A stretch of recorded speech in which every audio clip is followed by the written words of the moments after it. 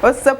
up? Assalamu la famille internet uji yebobe télé mbedd on calminama on jorama on ñaganama Allah moƴƴere c'est toujours la charmante demoiselle Siste Mira 222 arti yewtidde mon émission men biyeteɗo yo rego min keɗo mi yumon kalko regay kay goto wa heɗade sak pamen ko ma regonde yimɓe keɗo pam yo rego min keɗo émission spécialement garɗo wadde décortiquer kalko fate son et image hande non yimɓe kalata koye Bowzy Sinthiou Uptown e Gawouba ɗum non avant eɗen puɗɗo mbeɗa ñaagui mon tan yon aime partage on pour be cuwa hebde hen be mbaawa hebde hen et aussi kadi abonné don e plateforme uji e télé mbedde fof gile YouTube, Facebook, Instagram et TikTok kadi hol ñejite page Facebook Siste Mira 222 puɗɗoto den hande koye Bowzy ko rappeur pullo Sénégal naajo inde tortoɗo Abdoulaye Diallo e inde makko deftere Bowzy waɗi pas mal de son uji machallah mais son makko mo ɓuri heftinirede e milieu mo woni o woni son makko biyeteɗo ñam leeɓi Bowzy ni ñama leeɓi lay ñama leeɓi amin ñama leeɓi oɗon ñama leeɓi sara ara galle Bowzy waɗi pas mal de single après o waɗi album makko yaltini album makko e rango kadi o waddi e pas mal des artistes featuring hon mbiyen Edmo Flow o waddi mum featuring o waddi featuring e Mambour o waddi featuring kadi e Maw Melody en jii kadi omon e pré album Brems Dimension son titre mabɓe wiyete ko Grinta hande noon garɗen haalde e Bowzy ko fate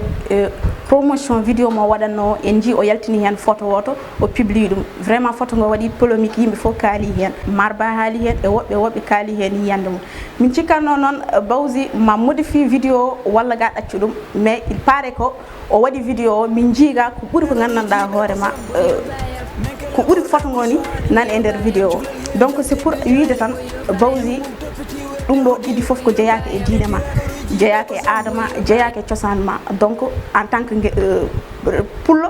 holko gandanɗa hoore ma yaadani hen neɗɗo aɗa wawi yeyde musique ma taw a waɗani des trucs vulgaire nder henen kadi woto yejjit ka porteur de voix ka référence ka darogal woni hen te yimɓe hewɓe koye ma ñembata donc puisque ka influenceur holko gandanɗa hoore ma yaadani e ko mbaɗata ko par ce que ne wawi kokka doole ɓe gandanɗa hoore ma cuusano wadde ɗum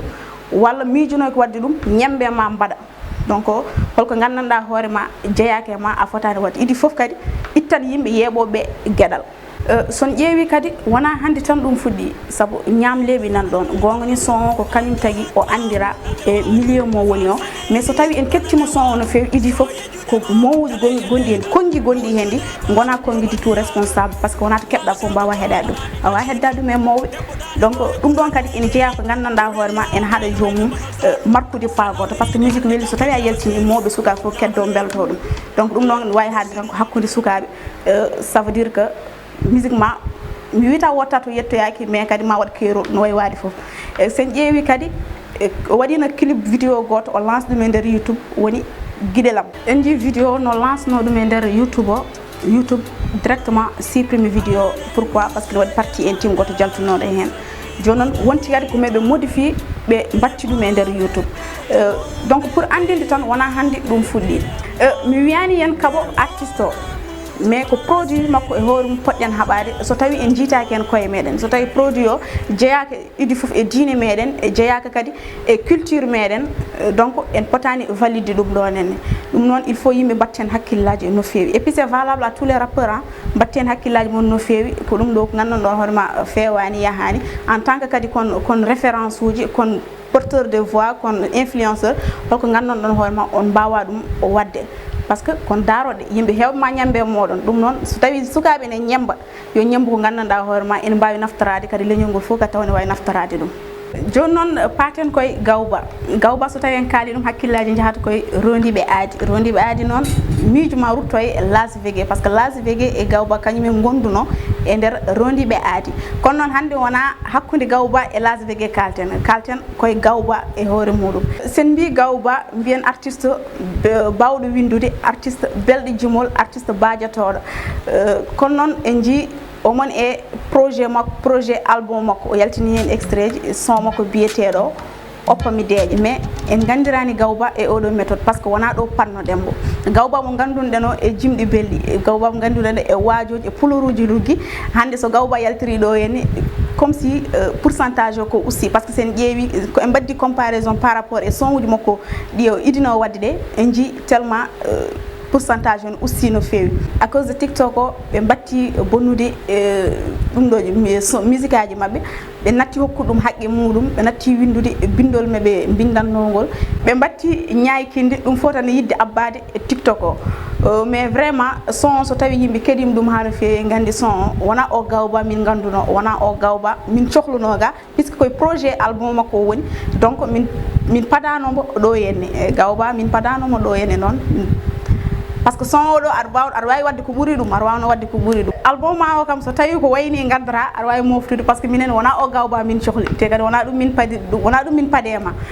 vraiment nak min jiiɗi min cohli ko Gawouba mo min ganduno o TikTok aɗa wawi rewde ɗum te hatta bindi ma ene degui wajuji ma ene degui Gawouba no mbanoɗa ni no jimiranɗa ni e no bindiranoɗa ni hay ɗum ɗon tan yimɓe ne poti yiddem hen ɓeyɗo continde hen en mbawi waddirde hen kadi sanage à cause de ɗum ɗon par ce que machallah bindol ngol ne regui ko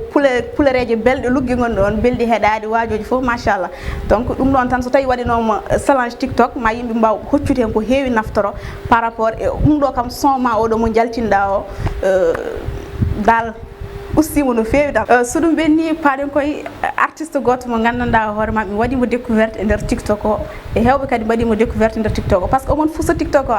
ko artiste mo gandanɗa hoore ma o woni fier e ko woni ko kadi o waɗani hay complexe goto e ko waɗata ko vraiment mo miijino tan ne waɗi rapport uji waɗoɓe ɗiɗo style aji walla waaɓe ni hen a miijata ko ɗum ni ga a miijata ko ɗum par ce que vraiment waɗi hewɓe surprise ɗum noon en jahat tan mi hollo mon on ko holi on garten yo jamo nyallu wala sabu min ko jam garden duwaw nenan ɓuri nemi kurus ceerno mi anda bone sabu bone ene tardina min jalam mata jamfo mano bipa merno mais kalko mbaɗa wadde miijo kam arden sabu janggo ara nimso jola allah erno ko mbewɗa monda nedi kofo ma yanten aɗum wawi negde bobo wadde reno saara fayre place namdo so mayde ala boneji kewɗi janayi mane wayro juuru ala ala mo jibinaka mala aɗum ɓeyɗo yaade yimɓene ɓeyɗo bonde elas ko ñaago hoɗo elat holde ñawɓe celar toon cakkotako muddotako janggo moɗon welat fandu gonga helat koddigal yo welat kalno wawi waade ɗacci bonde wallu bandu I wish I go back to the old days when I used to be the kid in the 3rd grade, playing in the street with my homies all day. Cause we live so fast, now we can relate. We come a long way, money can't wait. And no worry about a thing, happy all days. This is how we live, we cannot complain. And nobody leave, keep the old plans. We done better all min garte, min gare suude kadi batte. Ko ɗo min mawni ɗo min darte, goto foni ɓonni boke e se batte. Winan beɗo o min garte, min gari suude kadi batte. Ko ɗo min mawni ɗo min darte, goto foni ɓonni boke e se batte.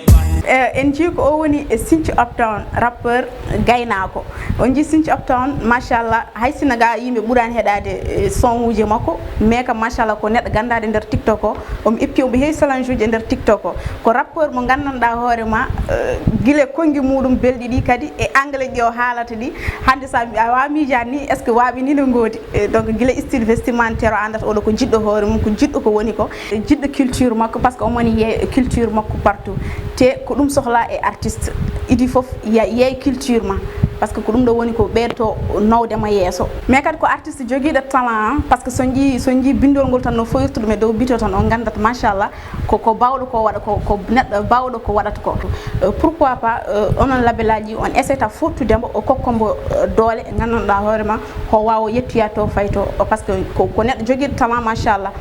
kadi essayen kadi soutenir demo surtout guilé abonɗen page uji makko kadi